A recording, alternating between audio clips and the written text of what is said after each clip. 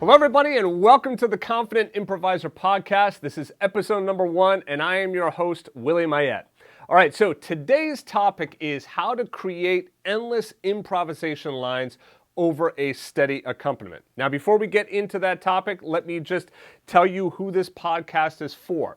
This podcast is best used as a companion to my Confident Improviser course, which is found at JAZZEDGE. The podcast is designed to help you stay focused on your improvisation even while you're away from the piano.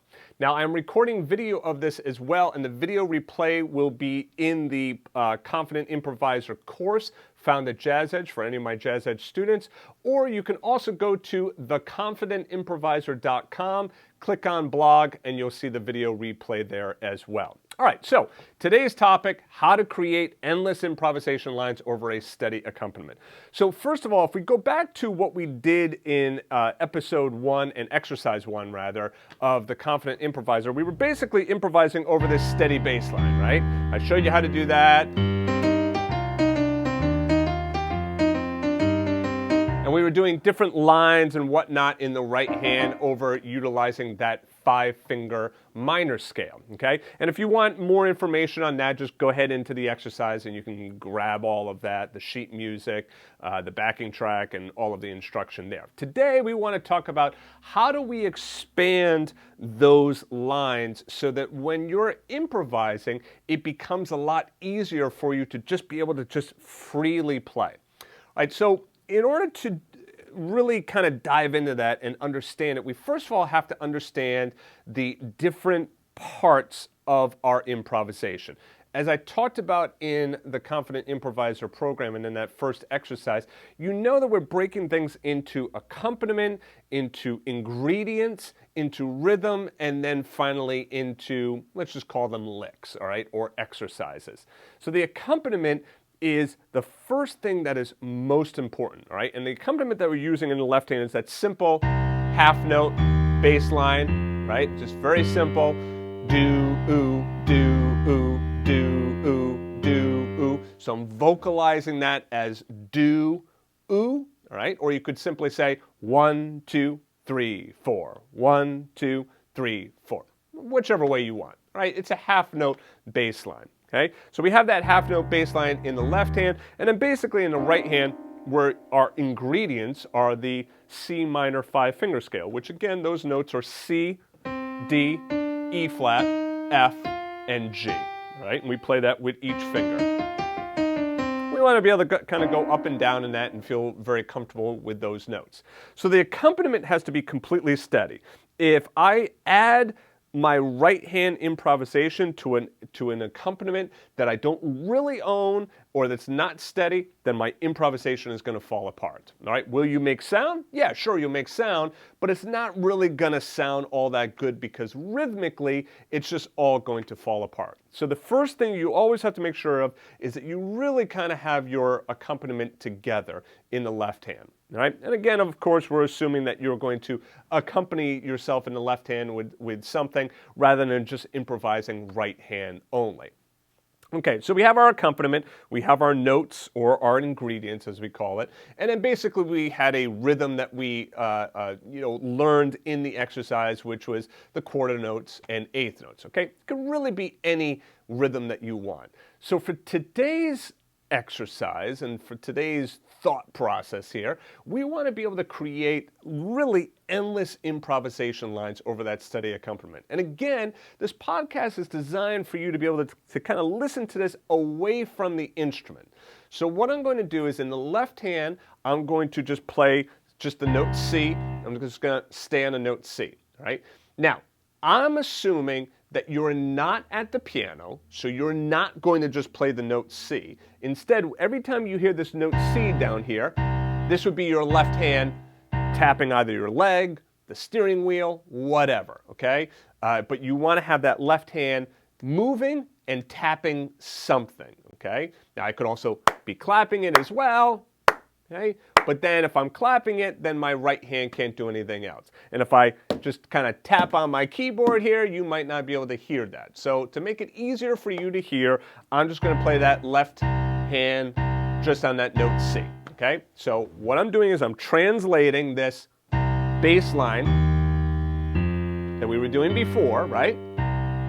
Just to its rhythm. So its rhythm is just the half note. So do, ooh, do, ooh, do, ooh, do, ooh. Okay, so I got that going in my left hand, right? I might be driving along, tapping this on the steering wheel. So then what am I going to do in the right hand? So the first thing to do is just see if you can get quarter notes over that steady the steady half notes in the left hand. All right, so I have do, ooh, do, ooh. So what I'm going to do is up here, when you hear that higher pitch, that's going to be my right hand. Okay, so if I was driving along, then my right hand is going to be tapping this. Of course, if you're driving, be safe with all of this, okay? So here I have do, ooh, do, ooh, do, ooh. So I start with quarter notes.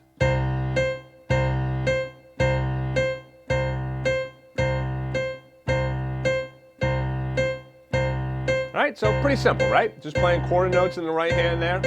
Then I can shift to eighth notes.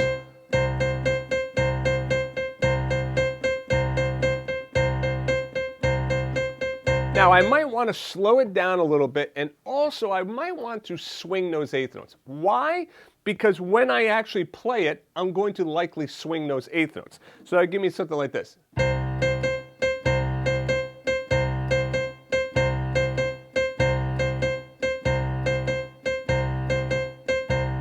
right?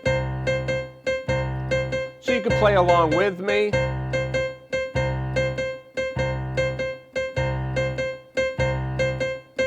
Okay, all right, so I have quarter notes in the left hand, and then I have eighth notes in the right hand. Okay, I'm sorry, I'm not quarters. I have half notes in the left hand, forgive me. Half notes in the left hand, eighth notes in the right hand.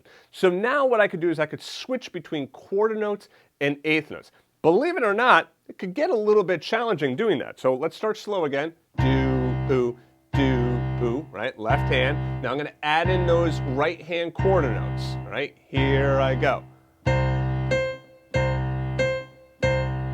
Right, there's my quarter notes. Now I'm going to shift to eighth notes. Dee-ba, dee-ba, dee-ba, dee-ba, right?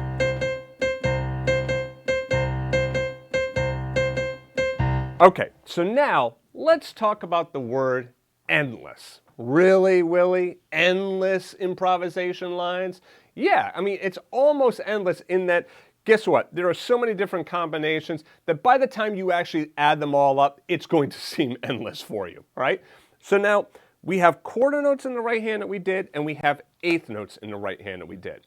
Let's first of all talk about time, right? Now our time signature for right now is 4/4. This means that we're playing in 4/4 time, right? Just common time. 4/4, which means that there are 4 beats per measure.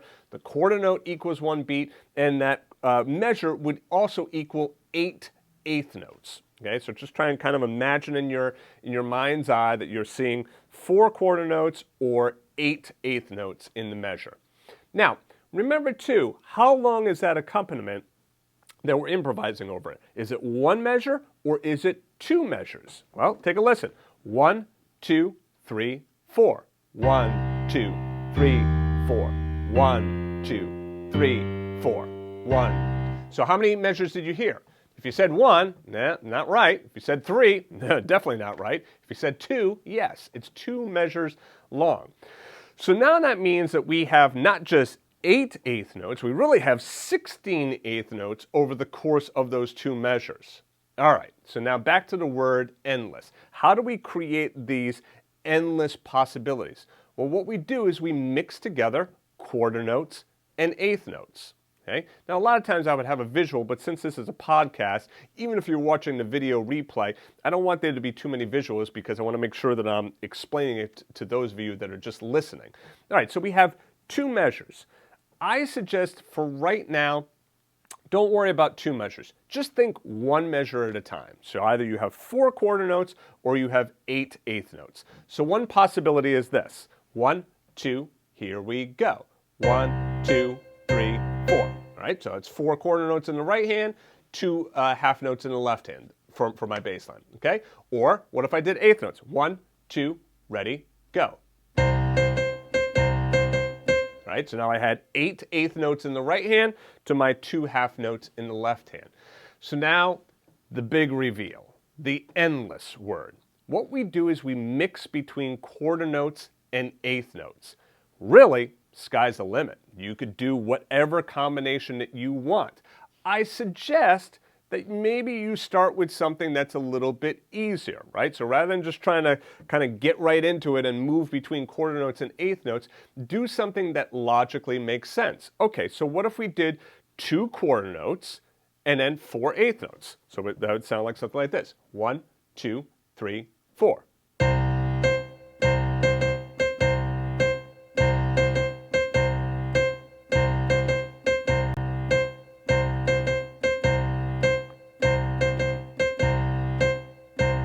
Right? So 2 quarter notes and then 4 eighth notes. What if I did 1 quarter note? What if we did 1 quarter note, 2 eighth notes, 1 quarter note, 2 eighth notes? Let's try that. 1, 2, here we go.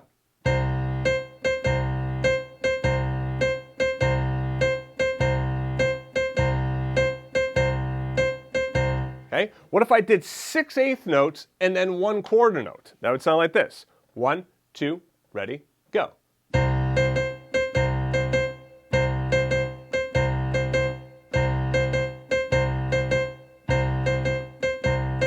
Okay, or what if I did 1 quarter note and then 6 eighth notes? That would sound like this. 1, 2, ready, go.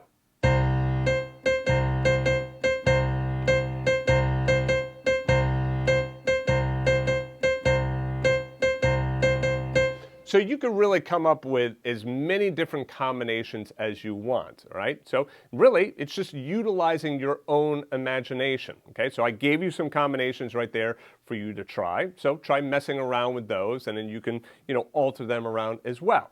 Now, this is the goal. This is really where you want to get to, is you want to be able to play that steady left hand half note, right?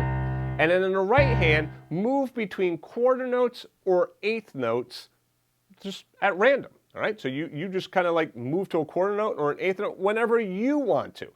But it has to stay steady. Remember, with all of this, the left hand needs to be steady. If the left hand is not steady, then all is lost, okay? You have to have the left hand stay steady, all right? So what I'm gonna do is I'm gonna start with that nice steady left hand. Now make sure that you don't start too fast with that left hand, because if this is your half notes, right?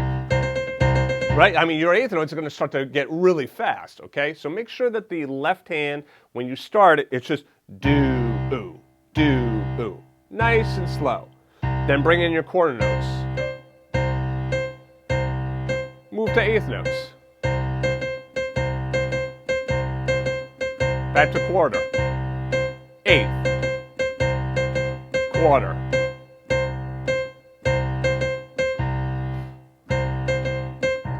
See, I can also add some rest in the right hand.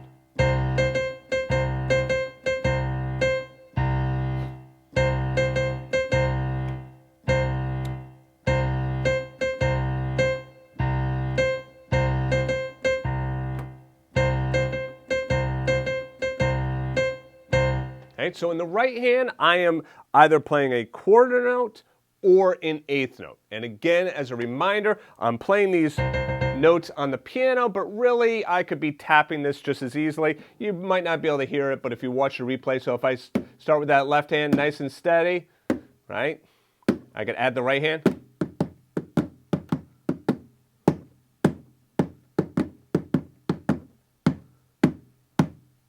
Okay, so you can kind of hear that I'm basically tapping on the keyboard here. And the idea that I'm going for, and the reason that I'm doing this, is that I want the physical act of moving my fingers.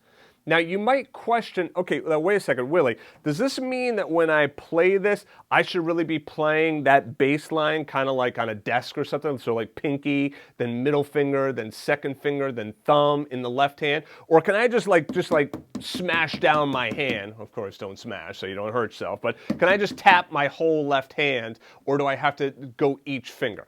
it's fine to just do your entire hand, right? You do not have to play each individual finger. It's not like you're trying to recreate that bass line. Now, there are some advantages to doing that. So if you were like on a plane or a desk or whatnot and you wanted to like kind of practice that, sure, there would be some advantages to doing that. But for this exercise, you could just play the left hand, right hand without any individual finger interaction, okay? So just like the whole hand is clapping. All right, so left hand is playing that steady half note. The right hand is alternating between quarter notes and eighth notes. And you notice how I also added in some rest in there as well. Now, one thing that I have not done is I have not done any upbeats. I have not incorporated any eighth rests. So that's something else that I can do. If I start to incorporate eighth rests and upbeats, now listen to some of the cool rhythms I can start to get. So I start with my left hand, nice and steady.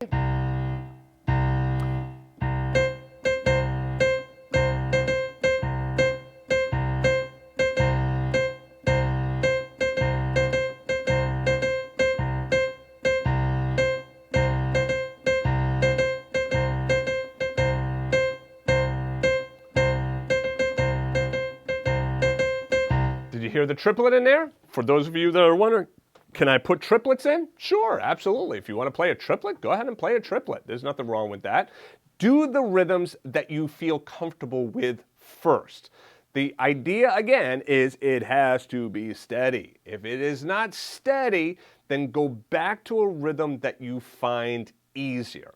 Okay, so now the question you might have is, all right, fine, I've tapped this half note in the left hand, and I've tapped quarter notes and eighth notes in the right hand, and even threw in some rests and some upbeats. How does that really help me when I sit down to improvise? All right, this is how it helps you.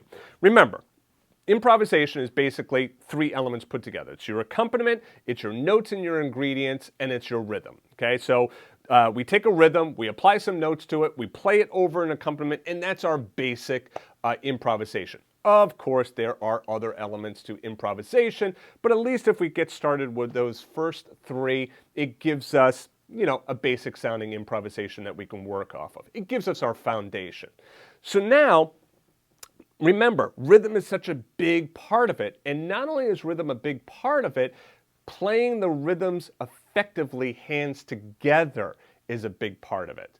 I could tell you in my own playing, this technique, I used to do this all the time, and it helped my playing immensely because now I was practicing the physical act of getting my hands doing something rhythmically together without having to be at the piano. Because guess what? When you're at the piano, you're going to want to play notes. You're not just going to want to sit there and play, you know, two notes here, right? You're going to want to do something. So the idea is that if you practice this technique enough away from the piano, when you actually sit down at the piano and you have your 5-finger minor scale and you have your bass line down here, right? Then it's going to be a lot easier for you to go.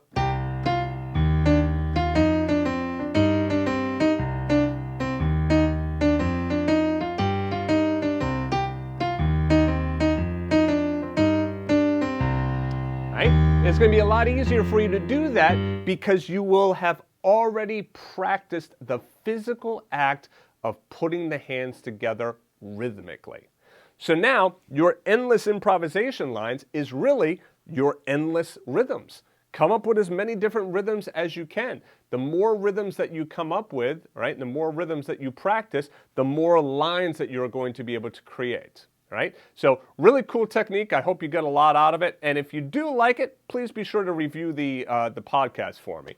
If you have questions, remember, every Thursday at 1 p.m. Eastern, I am doing a live training session for the Confident Improviser students. And of course, if you'd like to become a member of JAZZEDGE, just go back to JAZZEDGE.com and you can get the Confident Improviser course right within the membership. That's it for me. I'll see you guys in the next episode.